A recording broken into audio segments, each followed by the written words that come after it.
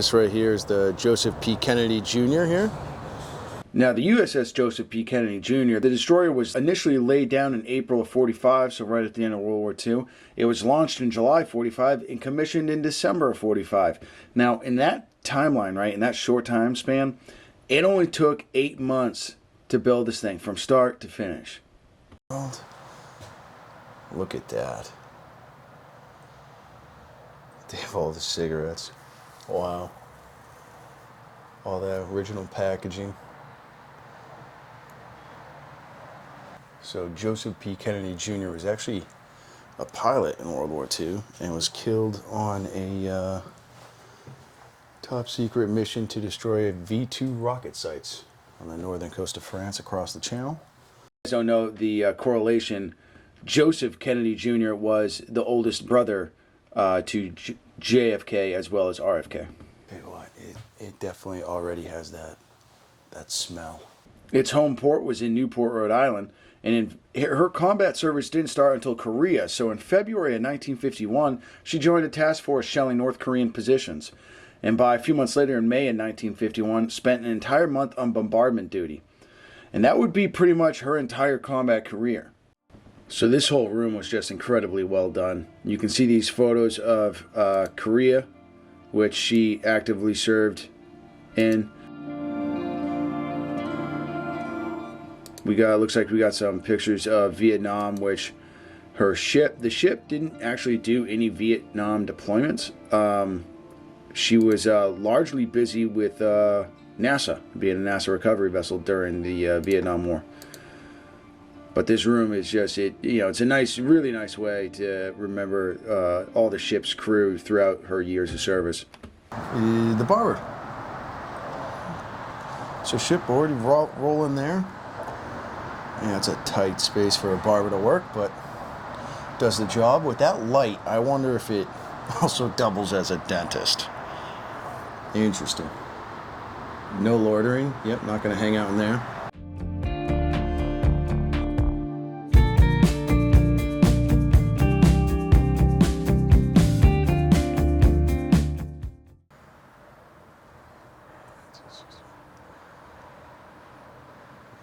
So that's the commander leaving his command of the Joseph P. Kennedy in 61.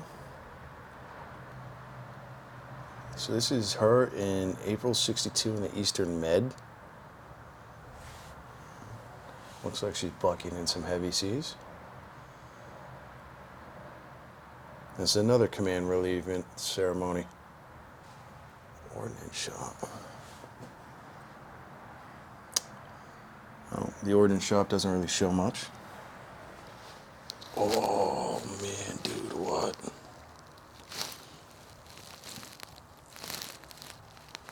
See, that's all the stuff I want to go see.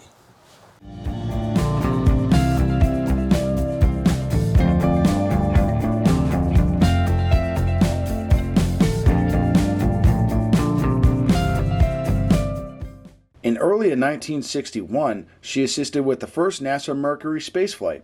And in September of 1962, just the next year, she would host President John F. Kennedy so he could watch America's Cup races. Electronic shop. Oh man, actually, it's gonna be hard, you can't see it, but it actually curls around the corner over there to the right. So it looks like you got some radios. That might be sonar there.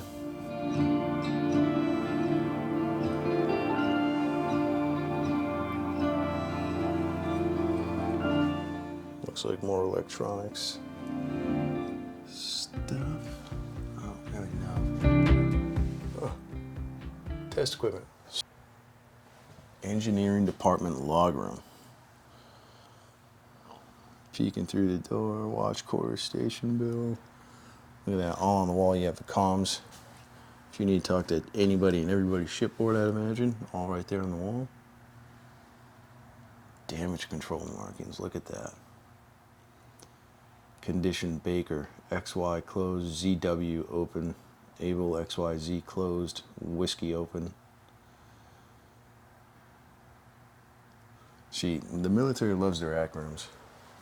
Oil and Water Test Shack. You know, see, this is one thing that you just never think about.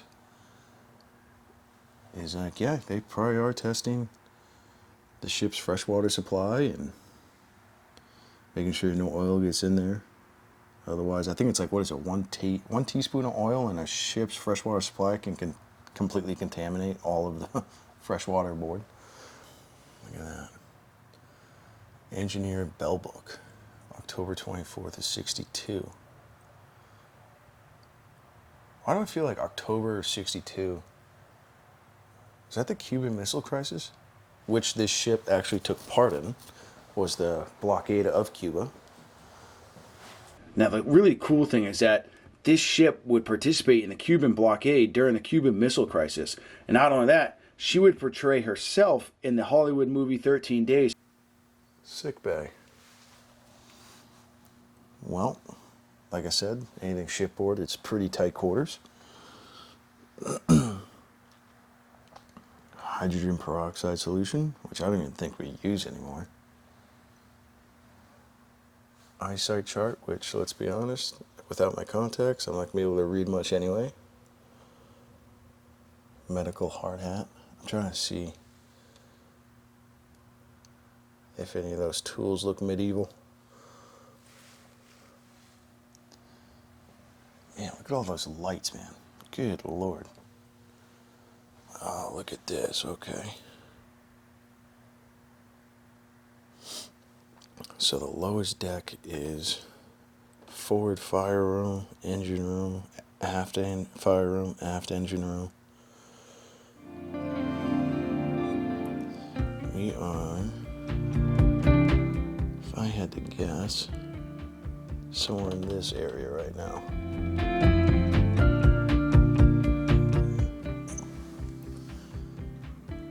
No idea what that machine is. To the right.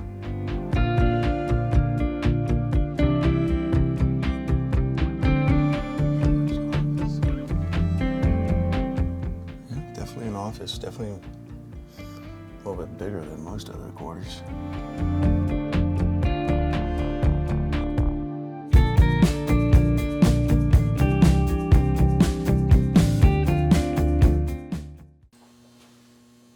First aid, always important. There's all these hatches that go deeper down into the vessel, and it's like, that's where I want to go, but they're all blocked off. And I've done a lot of ships here on YouTube, and every time I see one of these hatches that's blocked off, it's like, what? I want to go down there. Why can't I go down there? You're telling me you guys got to cook for an entire crew in this tiny kitchen? Oh, no. Does curl around in the back there to the right. But man, oh man.